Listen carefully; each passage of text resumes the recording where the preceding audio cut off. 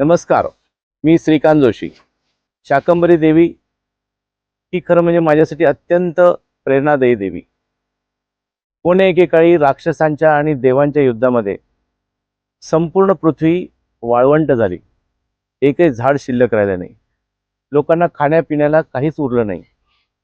अशा परिस्थितीत सगळ्या उरलेल्या ऋषीमुनींनी खरं म्हणजे देवीची प्रार्थना केली.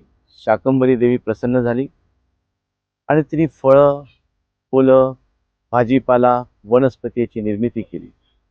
आज ही जी काही पृथ्वी दिसतीये, ह्या सुंदर सुंदर फळं, ही सुंदर सुंदर झाडं, अतिशय चांगल्या चांगल्या भाज्या आपण सगळ्या ज्या खातो, ती शाकंभरी देवीची कृपा आहे. आता शाकंभरी देवीचे भक्त म्हणून ह्या दिवसात हिवाळ्यामध्ये अत्यंत चांगल्या पद्धतीने फळं, फुलं, भाज्यांची उत्पत्ती होत असते. चला सगळे फळं खाऊया, चांगल्या चांगल्या भाज्या करूया.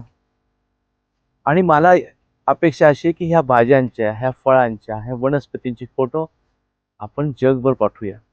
आम्ही आमच्या पुराणातल्या देवीची आज 21व्या शतकात सुद्धा जगाला अपेक्षित असलेली सायंटिफिक विचारधारा भारत देश घेऊन पुढे जातोय, याची माहिती जगासमोर देऊया. जिथं जिथं चांगल्या अशा गोष्टी दिसतील मी पण पाठवेन, तुम्ही पण मला पाठवा. बघूया कोण सगळ्यात चांगला भाजीपाला, कोण छान फळं खातं, कोण स्वतःला सुदृढ करतं आणि जगाला सुंदर करतं.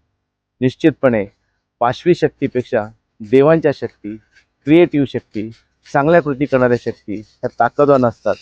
आपणही सुदृढ होऊया आणि जगाला मजबूत करूया. धन्यवाद.